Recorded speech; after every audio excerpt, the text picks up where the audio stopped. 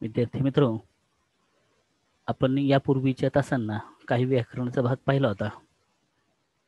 त्याचबरोबर आपल्या पाठ्यपुस्तकामधील जो गद्य उतारा आहे, तो गद्य उतारा म्हणजे आदिशंकराचार्य यांच्या जीवनातील आपण काही प्रसंग पाहिला होता.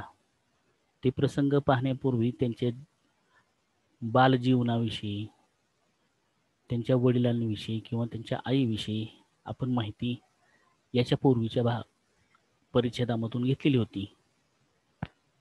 पहिल्या प्रसंगामध्ये या शंकराचार्यांना संन्यासाश्रमासाठी कशा प्रकारे अनुमती मिळाली, कोणत्या प्रसंगातून अनुमती मिळाली, त्याचबरोबर अत्यंत कमी वयामध्ये सुद्धा त्यांनी आपल्या अध्ययनामधील तीव्रता, त्यामधील असणारं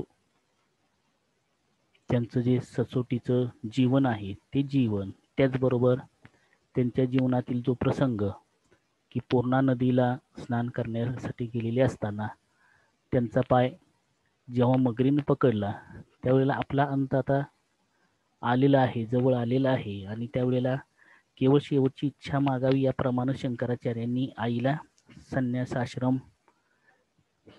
स्वीकारण्यासाठी परवानगी मागितली. त्यावेळेला आईने देखील विवश होऊन तशा प्रकारची परवानगी दिली. हे या पाठीमागच्या प्रसंगातून आपण पाहिलेलं होतं. त्याचबरोबर अशा प्रकारची परवानगी मिळाल्यानंतर दुसऱ्या प्रसंगामध्ये हे शंकराचार्य आपल्या आईची परवानगी घेऊन या अद्वैत तत्वज्ञानाचा प्रचार करण्यासाठी बाहेर पडले आणि जातेवेळी या आईला वचन देऊन की ज्यावेळी तू माझी आठवण काढशील त्यावेळी मी तुझ्याजवळ येईन अशा प्रकारचं वचन दिलं. आणि वचन दिल्यानंतर गोविंद भगवत हे त्यांचे जे गुरु होते, या गुरूंचे शिष्य होऊन सर्व दर्शनांचा त्यांनी अभ्यास केला आणि अभ्यास केल्यानंतर वैदिक धर्माची स्थापना करण्यासाठी त्यांनी प्रस्थान केलं. त्याचबरोबर त्यांच्या जीवनातील जो अद्वैत सिद्धांताच्या संदर्भात ते भाष्य करीत असताना त्यांच्या जीवनामध्ये एक जो प्रसंग घडला, त्या प्रसंगामधून त्यांनी सांगितलं की आपल्याला ज्ञान हे ज्याकडून मिळतं, ज्याच्याकडून मिळतं तो आपला गुरु होय. आणि तशा प्रकारचा एक प्रसंग त्यांच्या जीवनामध्ये घडला, हे आपण पाठीमागच्या वेळेला पाहिलं होतं. तोच प्रसंग आपण आता यानंतर पाहूया.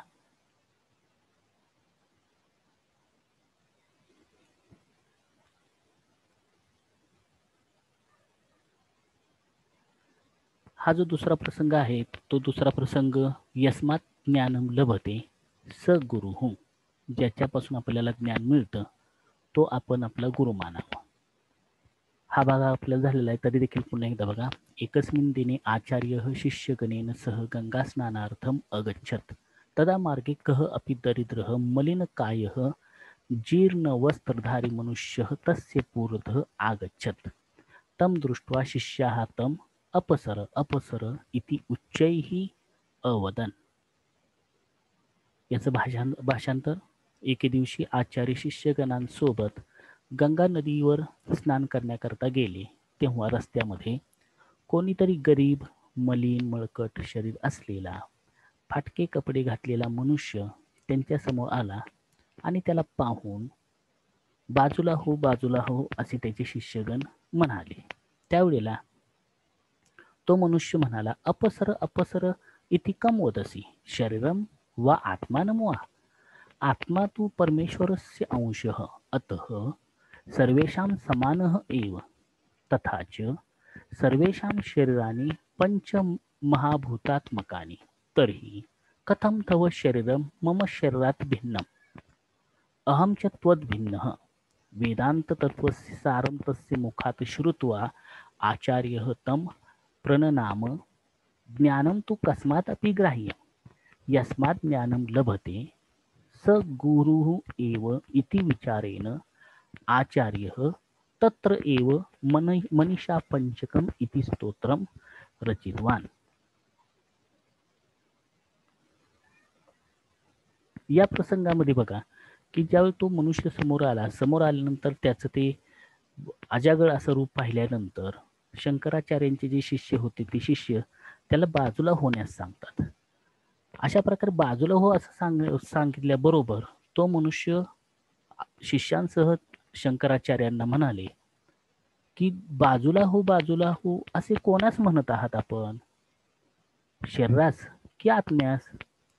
खरे तर आत्मा तो परमेश्वरस्य अंशः, आत्मा हा परमेश्वराचा अंश आहे. अतः सर्वेषां समानः एव, आणि म्हणून तो सर्वांमध्ये सारखाच आहे. तथाच तसेच सर्वेषां शरीरानी पंचमहाभूतात्मकानी, सर्वांची शरीरे ही पंचमहाभूते, पृथ्वी, आप, तेज, वायू आणि आकाश ही जी पंचमहाभूते आहेत या पंचमहाभूतांनी तयार झालेली आहेत. तर मग कथम तव शरीर मम शरीरात भिन्नम, तर तुझे शरीर माझ्या शरीराहून वेगळे कसे? भिन्नम भिद धातू आहे 7व्या गणाचा, त्याचं ते त रूप आहे बघा. वेगळे कसे? अहमच्या त्वद भिन्न, मी तुझ्याहून वेगळा आहे का? वेदांत तत्वस्य सारम तस्य मुखात श्रुत्वा आचार्य तम प्रणनाम. प्रणनाम हे जे आहे ते परोक्ष भूतकाळाचं लिटलाकाराचं ते रूप आहे बघा. वेदांत तत्वस्य सारम तस्य मुखात श्रुत्वा, खरं तर हे वेदांत तत्वज्ञानाचं सार आहे की तुझं शरीर आणि माझं शरीर हे वेगळं नाही. हे शरीर दोघांचेही शरीर पंचमहाभूतापासूनच बनलेलं आहे. तर मग तुझ्या शरीरामध्ये आणि माझ्या शरीरामध्ये वेगळेपणा कसा? मग तू कोणाला बाजूला सर म्हणतोय, की शरीराला की आत्म्याला? जर आत्म्याला म्हणत असशील तर तू तुझा आत्मा आणि माझा आत्मा हा वेगळा जाणलास का? शरीर वेगवेगळं आहे का? अशा प्रकारे त्याच्या मुखातून अशा प्रकारचं वेदांत तत्वज्ञानाचं सार ऐकल्याबरोबर आचार्य शंकराचार्य त्याला नमस्कार करतात. आणि पुढचं वाक्य महत्वाचं बघा. ज्ञानम तू कस्मात अपि ग्राह्यम, ज्ञान हे कोणापासून सुद्धा मिळते किंवा योग्य असते. अहम यस्मात ज्ञानम लभते सह गुरु एव, ज्याच्यापासून आपल्याला ज्ञान मिळते तोच गुरु होय. अशा विचाराने, असा विचार करून त्यांनी मनीषा पंचकम इति स्तोत्रम रचितवान, मनीषा पंचकम नावाचे स्तोत्र त्यांनी रचलेलं होतं.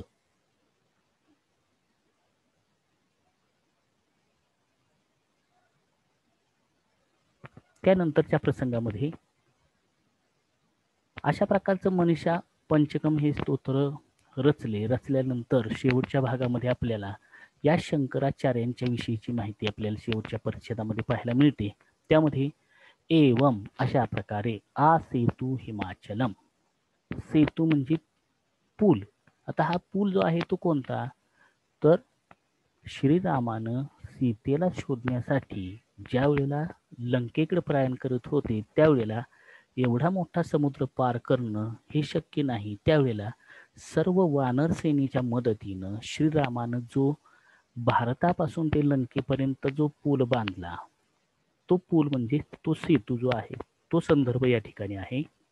आणि हिमाचल म्हणजे हिमालय पर्वत, उत्तरेकडे असणारा हिमालय पर्वत आणि दक्षिणेकडे असलेला जो सेतू आहे रामसेतू, त्या सेतूचा संदर्भ ज्यावेळेला एखाद्याची कीर्ती संपूर्ण देशभर पसरलेली आहे असा संदर्भ सांगायचा असेल त्यावेळेला आ सेतू हिमाचल, संपूर्ण भारत देशभर अशा अर्थाने तो शब्द आहे.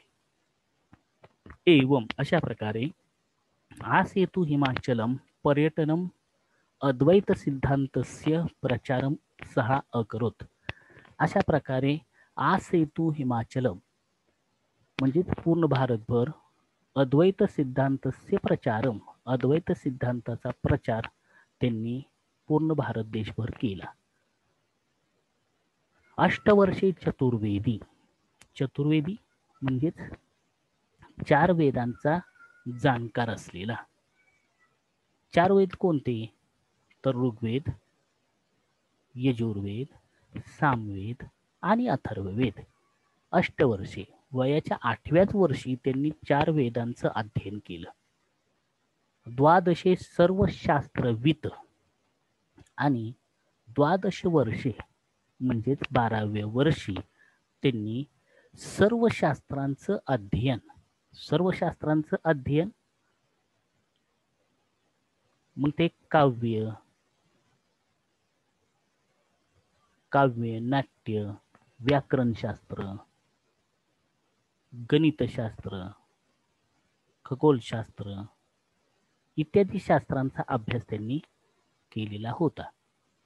बघा, काव्यशास्त्र, नाट्यशास्त्र, गणितशास्त्र, खगोलशास्त्र, वैद्यकशास्त्र, व्याकरणशास्त्र इत्यादी शास्त्रांचा अभ्यास त्यांनी केवळ वयाच्या 12व्या वर्षी पूर्ण केलेला होता.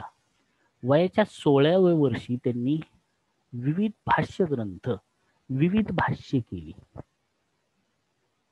द्वात्रिंशे म्हणजे वयाच्या 32व्या वर्षी हे मुनी ही संधी बघा, मुनी ही अधिक अभ्यगात, मुनी निघून गेले, अभ्यगात म्हणजे निघून गेले, पंचतत्वामध्ये विलीन झाले.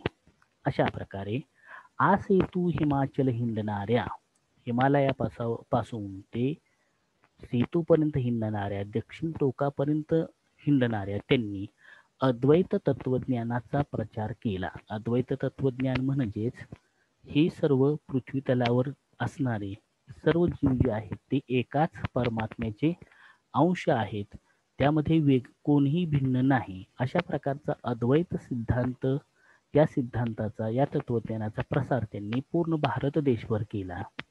आणि या शंकराचार्यांनी, मुनींनी वयाच्या केवळ 8व्या वर्षी 4ही वेद जाणले. चतुर्वेदी, चतुः अधिक वेदी, 4 वेद जाणणारे ते चतुर्वेदी.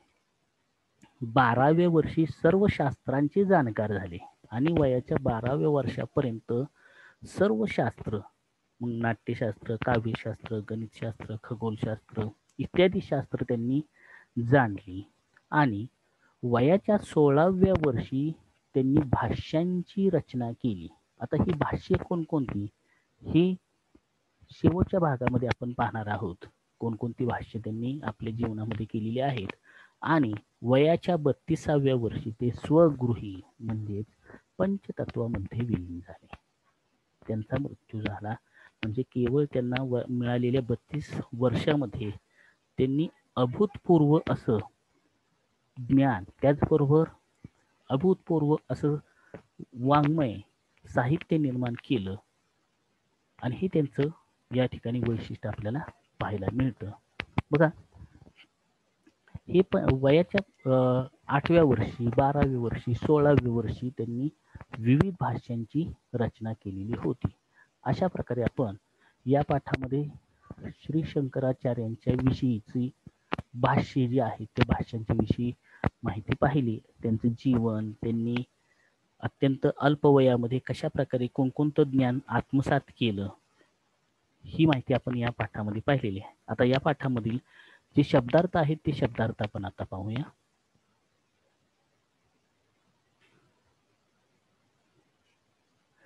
अधितवान म्हणजे अभ्यास केला. अरुची ही म्हणजे रुची, आवड नसलेला. उपनीतः म्हणजेच मुंज झालेला. ऐहिक विषयेषु सांसारिक सुखांमध्ये. ग्राम म्हणजे गाव. चिंतामग्ना चिंतातूर. दक्षिण दिशे म्हणजे दक्षिणेकडे. दिवंगत म्हणजे मेलेला, मृत पावलेला. प्रत्यागतवान म्हणजे परतणे. विरक्त म्हणजे अलिप्त. अगृह्यात म्हणजे पकडले. अनुमती ही म्हणजेच परवानगी.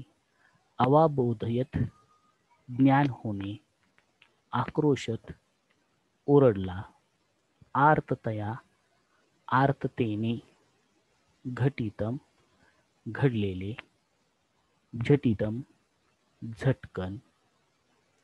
त्रायस्व, त्रायस्व हा जो त्राय या धातूचं ते लोट लकाराचं मध्यम पुरुषाचं एक वचन आहे. त्रायस्व, तू वाचव. दैववशात, दैवयोगाने किंवा नशिबाने. नक्र म्हणजेच मगर.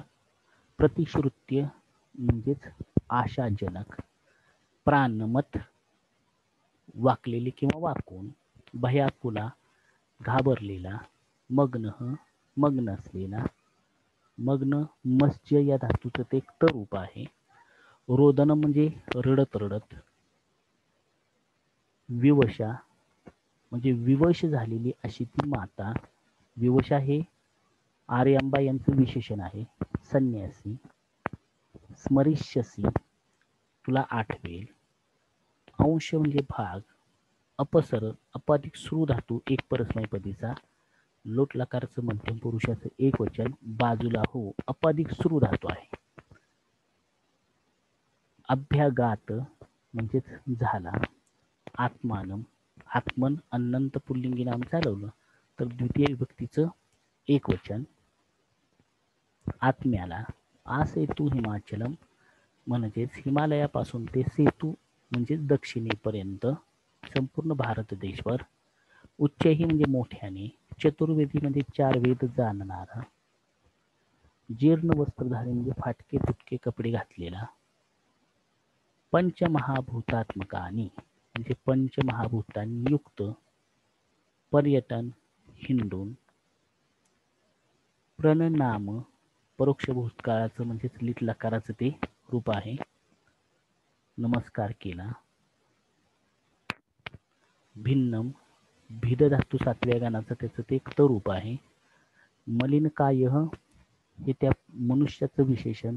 मनुष्य कसा तर मळलेली काया आहे ज्याचे असा तो. मलिनः कायः यस्य सहा. शिष्यगणेन सह शिष्यगणांसह, सह हे अव्यय, सह अव्ययाला तृतीय विभक्तीची अपेक्षा. षोडशे वर्षे 16व्या वर्षी. समान समान असा. सर्व शास्त्रवित सर्व शास्त्र जाणणारा. अशा प्रकारे आज आपण आपला जो आदिशंकराचार्य हा जो पाठ आहे हा पाठ आपण या ठिकाणी संपवलेला आहे. याच्यामध्ये भाषाभ्यास आहे तो आपण सोडवणं गरजेचं आहे. त्यामध्ये आदि शंकराचार्यांनी रचलेलं जे साहित्य आहे, त्यांनी रचलेली स्तोत्रे, त्यांनी जी भाष्य केलेली होती ती भाष्ये आणि अन्य काही रचना केवळ वयाच्या 32व्या वर्षी 32व्या वयापर्यंत त्यांनी केवढं मोठं अगाध साहित्य निर्माण केलेलं आहे ते साहित्य आपल्याला या संपदेवरून लक्षात येतं. अशा प्रकारे आपण आज शंकराचार्य या पाठाविषयीची माहिती आपण पाहिलेली आहे. यामधील भाषाभ्यास जो आहे तो भाषाभ्यास आपण सर्वांनी पूर्ण करणं अपेक्षित आहे. धन्यवाद.